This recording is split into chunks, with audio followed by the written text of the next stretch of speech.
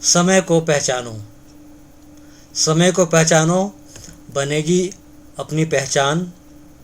रखो कदम मजबूती से, रखो कदम मजबूती से, छोड़ो अपना निशान। सेवा करो सबकी मन से, सेवा करो सबकी मन से। बढ़ेगा तुम्हारा यश और गान, योग बढ़ेगा, सहयोग बढ़ेगा। समय गाएगा तुम्हारा यशगान, समय गाएगा तुम्हारा यशगान। सुप्रभात बच्चों, मैं आशा करता हूँ आप सभी लोग अपने घर परिवार के साथ, माता पिता के साथ इस संकटकालीन आपातकालीन स्थिति में कुशलपूर्वक, प्रसन्नचित्त, स्वस्थ और सुरक्षित होंगे अपने माता पिता के साथ, अपने परिवारजनों के साथ। पिछले दिनों हम लोगों ने क्षितिज के पहले पाठ, पहले गद्य का पाठ नेताजी का चश्मा पढ़ा। चलिए फिर से हम एक बार अगले पाठ की ओर चलते हैं, जो व्याकरण का पाठ है।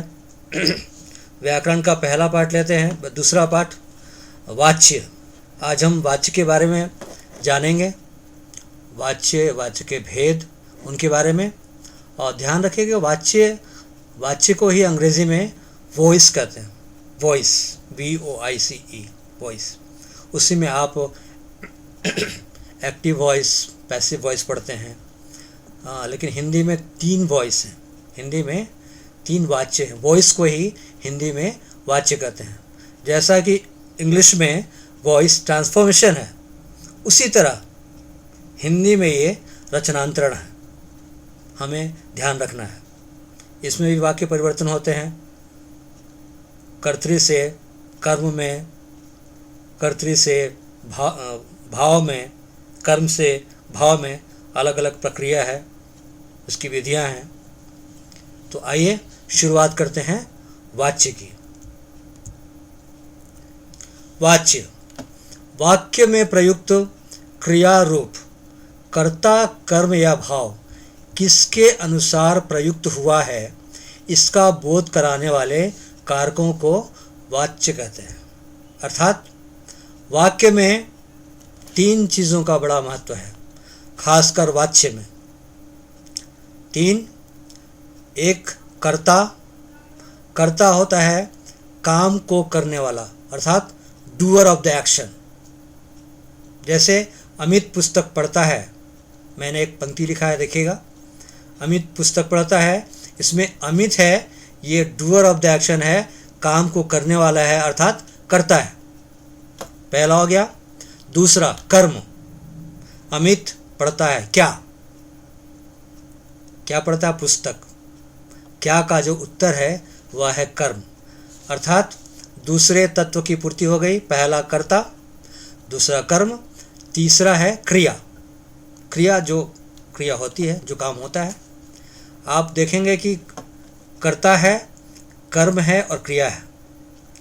तो परिभाषा में कहा गया है कि वाक्य में प्रयुक्त क्रिया रूप कर्ता, या तो कर्ता होगा, कर्म या तो कर्म होगा, या भाव, भाव जैसे यहाँ पर है चला नहीं जाता, भाव। इनमें से किनकी प्रधानता है, किसका महत्व है, या किसके अनुसार यह वाक्य प्रयुक्त हुआ है, इसका बोध कराने वाले कारकों को वाच्य कहते हैं। अगर कर्ता के अनुसार प्रयुक्त हुआ है, वाक्य में क्रिया जो है, मुख्य रूप से क्रिया है, क्रिया किसके अनुसार हुआ, क्रिया या तो कर्ता के अनुसार होगा, या क्रिया कर्म के अनुसार होगा, या फिर क्रिया होगी भाव के अनुसार। तो जिसके अनुसार क्रिया होगी वो कहलाएगा वाच्य। तो तीनों को मिलाकर हम लोग ये कह सकते हैं कि वाक्य में प्रयुक्त क्रिया रूप कर्ता, कर्म या भाव जिसके अनुसार प्रयुक्त हुआ हो, उसका बोध कराने वाले कारकों को, तत्वों को वाच्य कहते हैं। जैसे अमित पुस्तक पढ़ता है। देखिए मैंने लिखा हुआ है, अमित कर्ता है, पुस्तक कर्म है, पढ़ता है क्रिया भी मैंने आपको बताया था, व्याख्या किया था, एक्सप्लेन किया था। ये है कर्तृवाच्य। इसके विषय में मैं अगले स्लाइड में बताऊंगा। दूसरा उदाहरण देखिए, अमित पुस्तक के द्वारा, पुस्तक अमित के द्वारा पढ़ी जाती है। इसको हम यूँ भी कह सकते हैं कि अमित के द्वारा पुस्तक पढ़ी जाती है। आप देखेंगे कि यहाँ पुस्तक पढ़ी जाती है हो गया, यहाँ पर पढ़ता है हो गया। तीसरे वाक्य में है मुझसे अब चला नहीं जाता, या फिर मुझसे अब पढ़ा नहीं जाता। पढ़ा नहीं जाता क्या है? एक भाव है जो असमर्थता का बोध कराता है। तो ये हो गए वाच्य। तो आप पाएंगे कि क्रिया का अलग अलग रूप, क्रिया का प्रयोग अलग अलग रूप में। एक में कर्ता की प्रधानता है, देखिए पहले वाक्य में अमित पुस्तक पढ़ता है में कर्ता की प्रधानता है। दूसरे में कर्म की प्रधानता है, कर्म है पुस्तक, पुस्तक अमित के द्वारा पढ़ी जाती है, या फिर अमित के द्वारा पुस्तक पढ़ी जाती है, तो भी कर्म की प्रधानता है। और क्रिया कर्म की प्रधानता इसलिए कि क्रिया उसी के अनुरूप होगी। जैसे अमित पुस्तक पढ़ता है में क्रिया का रूप हुआ है अमित के अनुसार। अमित है पुल्लिंग, यहाँ हो गया क्रिया हो गई पढ़ता है। पुस्तक, पुस्तक है स्त्रीलिंग, पुस्तक पढ़ी जाती है।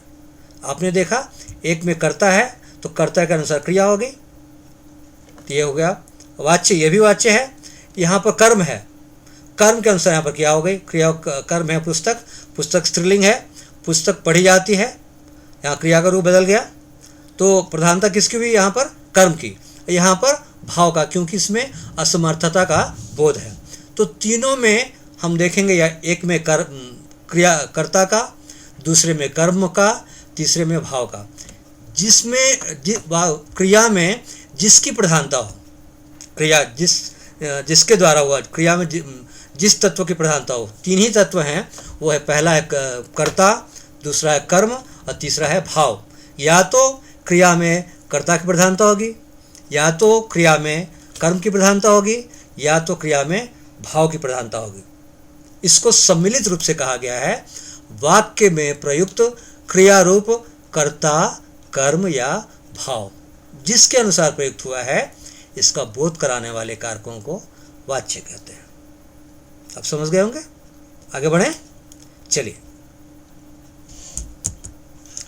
वाच्य, वाच्य तीन प्रकार के होते हैं। वाच्य तीन प्रकार के होते हैं। देखिए, पहला है कर्तृवाच्य, दूसरा है कर्मवाच्य। आपने इंग्लिश में पढ़ा है active voice and passive voice. कर्तृवाच्य एक्टिव वॉइस है और कर्मवाच्य है पैसिव वॉइस। अंग्रेजी में तीसरा नहीं है, दो ही है। एक कर्तृवाच्य है, कर्मवाच्य है। कर्तृ अर्थात एक्टिव वॉइस, कर्म अर्थात पैसिव वॉइस। तो वही एक्टिव पैसिव है कर्तृ और कर्मवाच्य। एक है कर्तृवाच्य, दूसरा है कर्मवाच्य, तीसरा है भाववाच्य। हिंदी में एक वाच्य और बढ़ जाता है, वह है भाववाच्य। इसकी चर्चा भी हम लोग करेंगे। सबसे पहले आते हैं हम लोग कर्तृवाच्य में। कर्तृवाच्य क्या है? मैंने अभी बताया कि कोई भी वाच्य हो, कर्तृवाच्य हो या कर्मवाच्य हो या भाववाच्य हो, जिसका नाम है, मान लीजिए कर्तृवाच्य में कर्ता का नाम है, मीन्स उसकी क्रिया में कर्ता की प्रधानता होगी, तो वह वाक्य होगा कर्तृवाच्य में। उसकी परिभाषा इस तरह से है, जब वाक्य में प्रयुक्त अर्थात वाक्य में प्रयोग की गई क्रिया का सीधा और प्रधान संबंध कर्ता से होता है, अर्थात क्रिया के लिंग वचन कर्ता के अनुसार प्रयुक्त होते हैं, तो उसे कर्तृवाच्य कहते हैं। अभी उदाहरण आप देखेंगे तो समझ में आ जाएगा। देखिए, लड़का दूध पीता है। आप देखिए, लड़का है, ये है लिंग, पुल्लिंग है, यहाँ कहा गया लिंग, पुल्लिंग है। लड़का, यहाँ वचन कहा गया है, वचन है एक वचन, तो ठीक उसी क्रिया हो गई है पीता है। पीता है, ये है पुल्लिंग, तो ये क्रिया भी पीता है। अगर यहाँ लड़की होती तो यहाँ मतलब पीती है, ठीक है। और लिंग है स्त्रीलिंग, पुल्लिंग है, तो यहाँ भी क्रिया पुल्लिंग है। अगर लड़की होती तो क्रिया का रूप हो जाता स्त्रीलिंग, पीती है। तो जिस प्रकार कर्ता का स्वरूप होगा उसी प्रकार क्रिया होगी। ठीक है, तो इस जैसा कहा गया कि इस वाक्य में प्रयुक्त क्रिया का सीधा और प्रधान संबंध कर्ता से होता है, अर्थात कर्ता के लिंग और वचन के अनुसार वचन कर्ता के अनुसार प्रयुक्त होते हैं। क्रिया और लिंग जो है, क्रिया का लिंग और क्रिया ये है, क्रिया का लिंग ये हो गया, वचन भी यही हुआ। क्रिया का लिंग है पुल्लिंग, क्रिया का लिंग है यहाँ पुल्लिंग और वचन है एक वचन।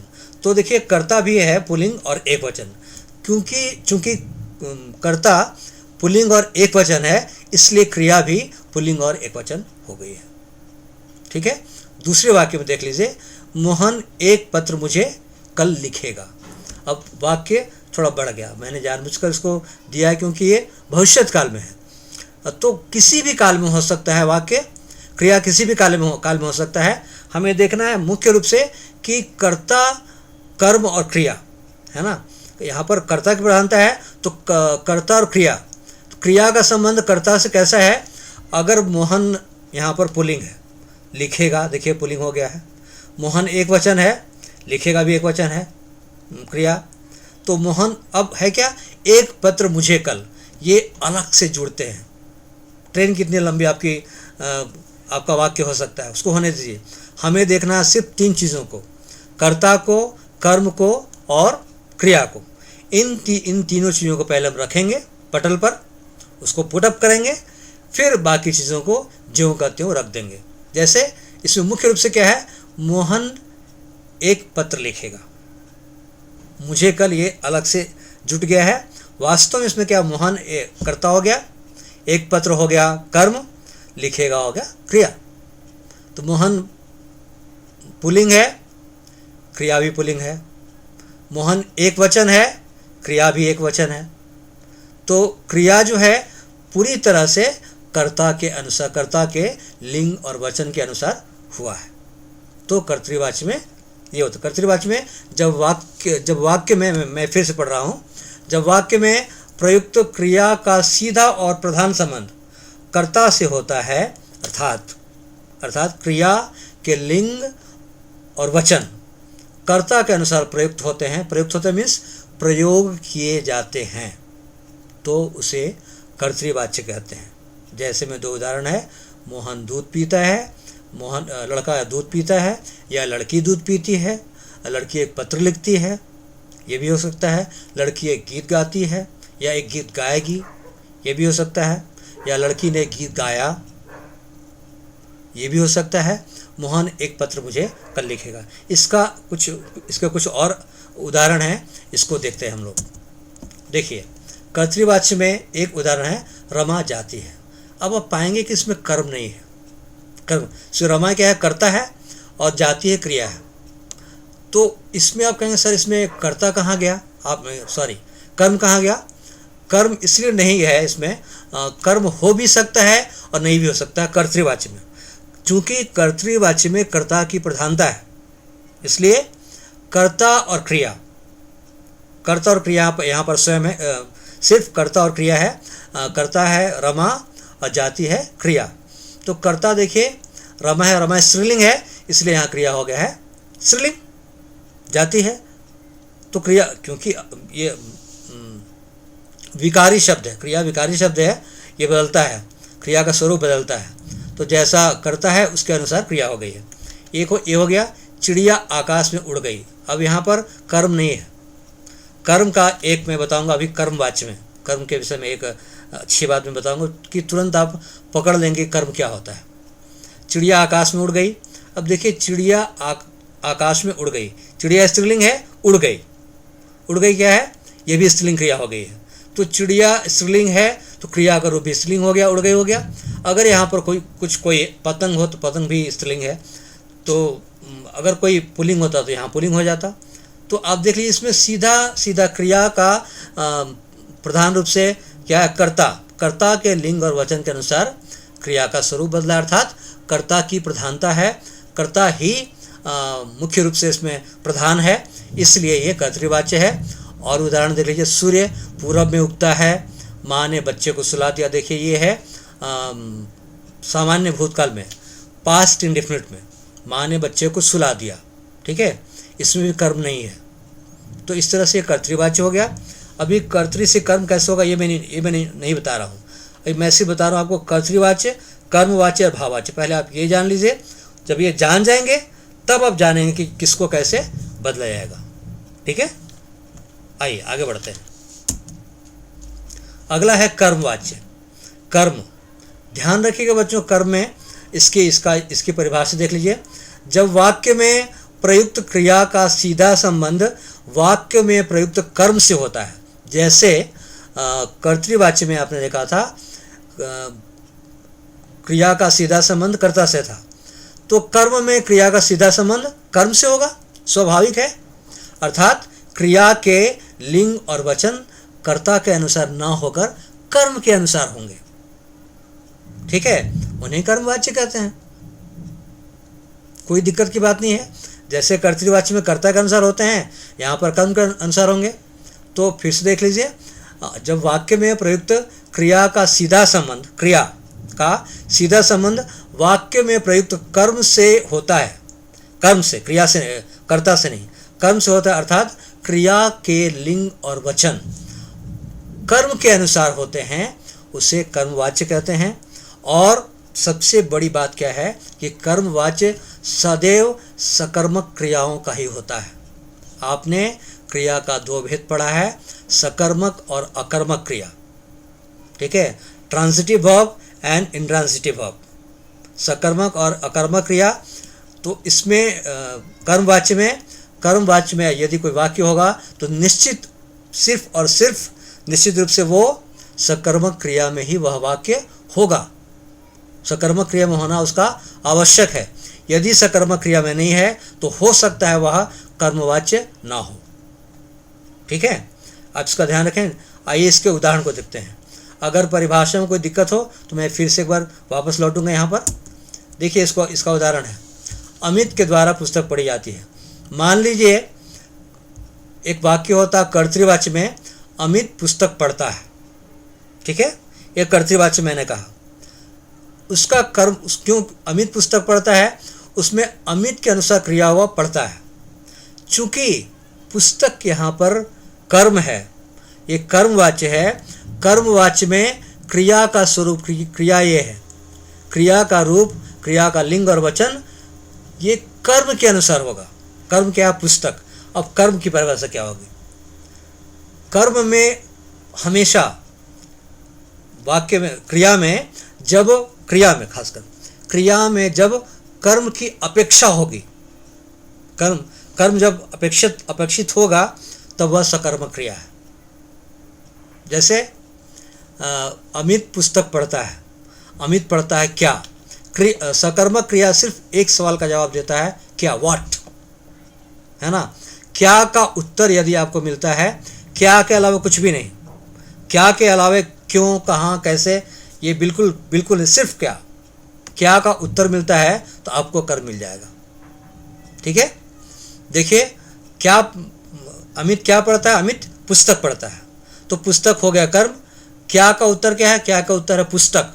पुस्तक क्या है? कर्म।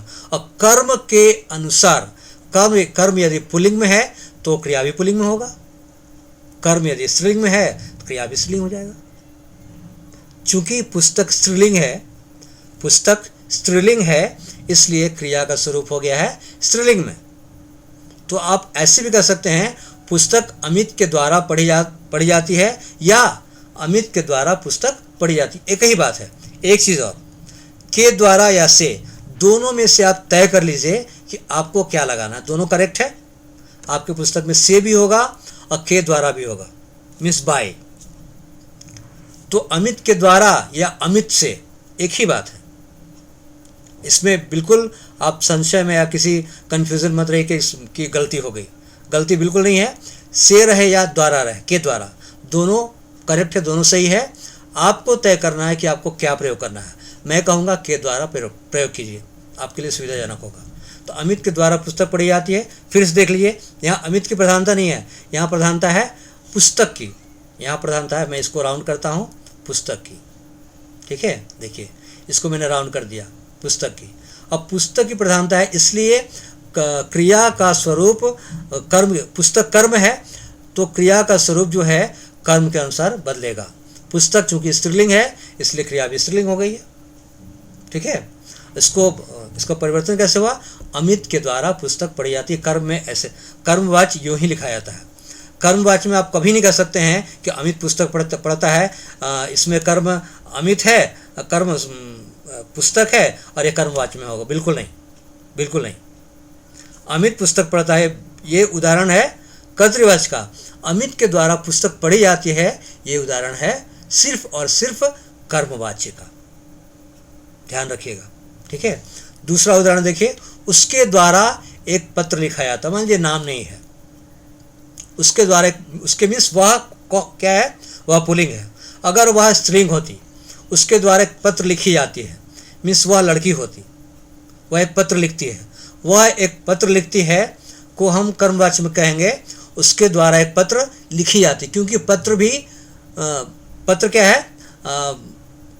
पत्र उसके द्वारा, पत्र पुल्लिंग है, पत्र पुल्लिंग है तो उसके द्वारा एक पत्र लिखा जाता है या वह एक पत्र लिखती है। तो इसमें हम देखेंगे कि कर्म क्या है? कर्म के अनुसार क्रिया, एक पत्र कर्म है, कर्म के अनुसार क्रिया यहाँ पर लिखा जाता है। अगर यहाँ लड़की है तो भी होता, लिखा जाता है। उसके द्वारा एक पत्र लिखी जाती है नहीं होगा।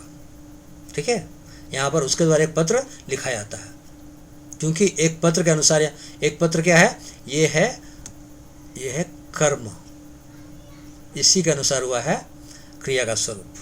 ठीक है, तीसरा देखिए, शिखा से एक मधुर गीत गाया जाएगा। शिखा, इसका कर्तृवाच्य में क्या होता? शिखा एक मधुर गीत गाएगी, है ना? तो उसका कर्मवाच्य में हो गया है शिखा से, या मैंने से जानकर लिखा है कि से, आप से लिखें या के द्वारा लिखें, दोनों सही है। ठीक है, तो शिखा से या शिखा के द्वारा एक मधुर गीत गाई जाएगी, ये गलत होगा। आप कहेंगे सर शिखा तो स्त्रीलिंग है इसलिए गाई जाएगी, नहीं। अगर तो क्योंकि ये इसमें मधुर गीत है, क्या? ये है कर्म, और कर्म के अनुसार क्रिया का रूप होगा, क्योंकि यह कर्मवाच्य है। कर्मवाच्य में कर्म के अनुसार क्रिया का रूप होगा। चूंकि कर्म पुल्लिंग है, मधुर गीत पुल्लिंग है, इसलिए क्रिया भी पुल्लिंग हो गया है। ठीक है, यहाँ शिखा हो या मैं हूँ या आप हो, ठीक है ना, इसमें क्रिया का रूप होगा गीत के अनुसार, मधुर गीत के अनुसार। मधुर गीत क्या है? पुल्लिंग है, तो मधुर गीत गाया जाएगा शिखा के द्वारा, मेरे द्वारा, आपके द्वारा, किसी के द्वारा। ठीक है, हमें ध्यान रखना है कर्मवाच्य में कर्म का, कि कर्म का लिंग क्या है, लिंग और वचन क्या है, क्योंकि मधुर गीत एक है इसलिए गाया जाएगा। अगर बहुत सारे गीत हो, 2-3 गीत गाए जाएंगे, तो 2-3 गीत होता तो गाए जाएंगे हो जाता, क्योंकि बहुवचन में होता। चूंकि एक वचन में है इसलिए क्रिया भी एक वचन में है। Got it? चलिए आगे बढ़े, या मैं फिर से एक बार चलो वहाँ कर्मवाच्य की परिभाषा की ओर देख लीजिए। फिर से कर्मवाच्य की परिभाषा थी, जब वाक्य में प्रयुक्त क्रिया का सीधा संबंध वाक्य में प्रयुक्त कर्म से होता है, अर्थात क्रिया के लिंग वचन कर्ता के अनुसार ना होकर कर्म के अनुसार होते हैं, उसे कर्मवाच्य कहते हैं। कर्मवाच्य सदैव सकर्मक क्रियाओं का ही होता है, क्योंकि इसमें कर्म की प्रधानता रहती है। ठीक है, जो उदाहरण मैंने अभी दिया था, ये 3 उदाहरण है, तीनों कर्मवाच्य में है। हम सीधे आते हैं भाववाच्य में। तीसरा है भाववाच्य। कर्ता में आपने देख लिया कर्ता की प्रधानता थी, आपने कर्म में देखा कर्म की प्रधानता थी, तो स्वाभाविक है कि भाववाच्य में भाव की प्रधानता होगी। परिभाषा भी सरल है, तो इसकी परिभाषा हो गई, जब वाक्य में प्रयुक्त क्रिया न तो कर्ता के अनुसार होती है न ही कर्म के अनुसार, है ना, ना तो कर्ता के अनुसार होगी और न ही कर्म के अनुसार, बल्कि असमर्थता या विवशता के भाव के साथ वहाँ भाववाच्य होता है। इसमें क्या है? भाववाच्य में किसी काम को करने में कोई असमर्थ है या लाचार है या विवश है। वास्तव में असमर्थता, लाचारी, विवशता क्या है? यह एक भाव है ना, यह एक भाव है। इस भाव को जहाँ प्रदर्शित करता है तो वो कहलाएगा भाववाच्य। मैं थोड़ा पानी पी लूँ।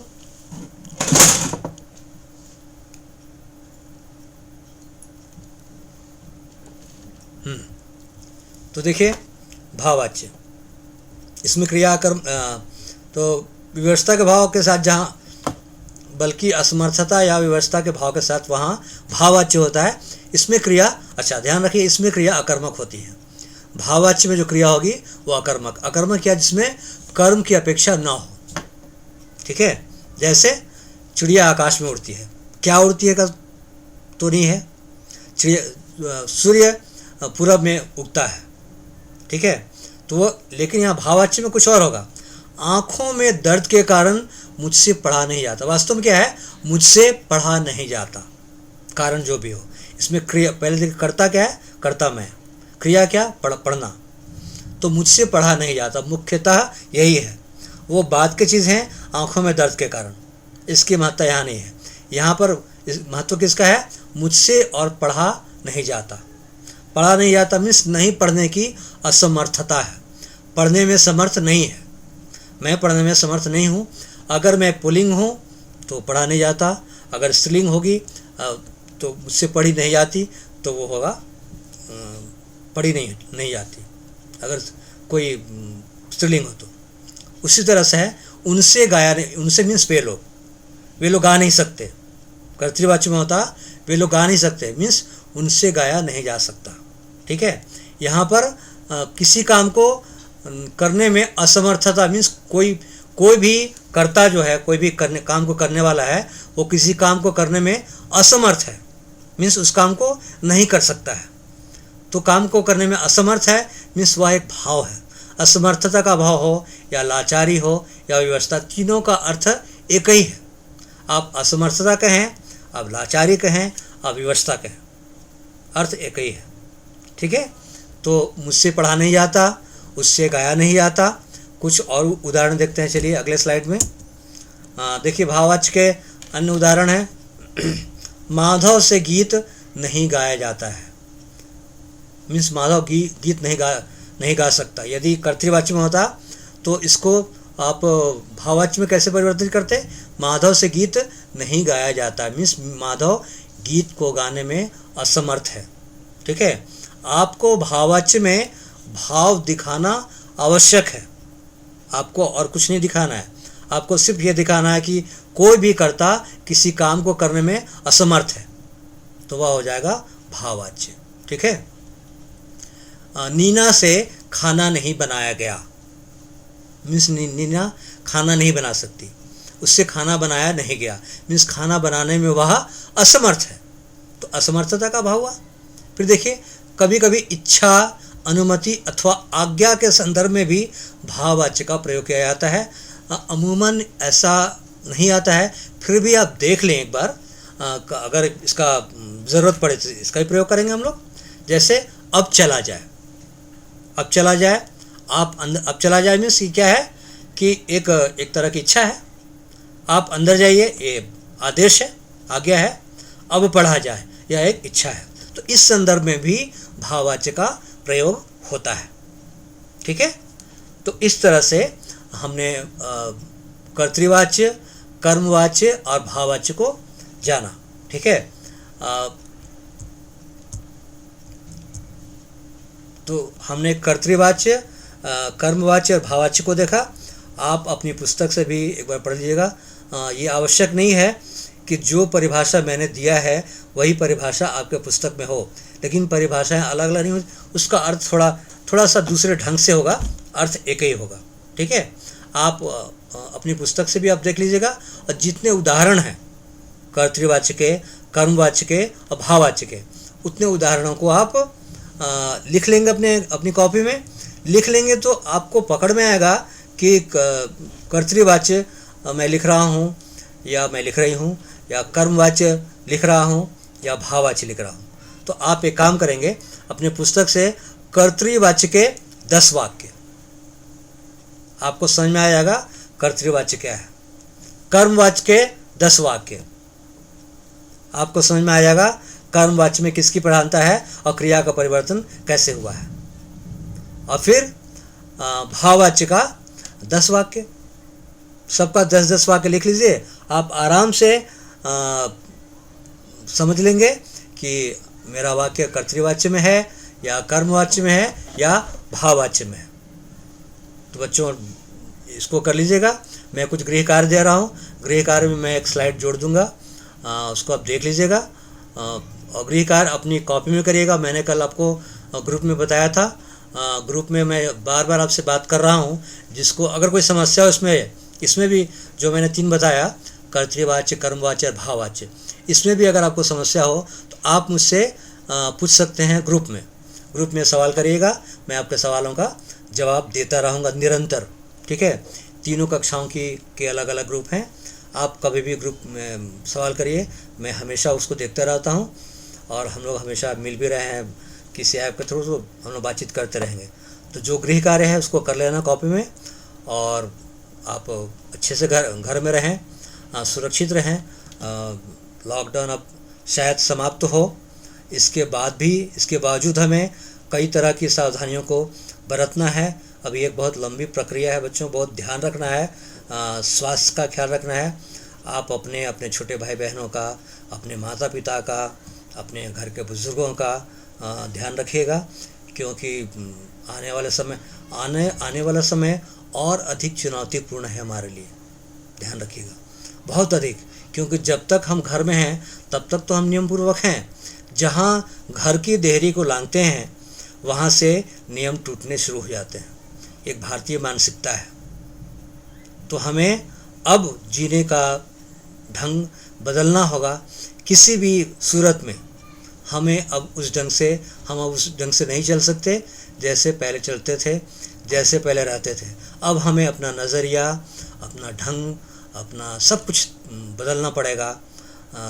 यहाँ तक कि जब आप विद्यालय में आएंगे, विद्यालय का सब कुछ, सारी व्यवस्थाएं आपको बदली हुई मिलेंगी। अभी हम लोग जब कभी लॉकडाउन के बाद भी अगर मिलेंगे तो मिलने के क्रम में भी कई तरह के बदलाव आप देखेंगे। और तो इन सब बातों का ध्यान रखिएगा।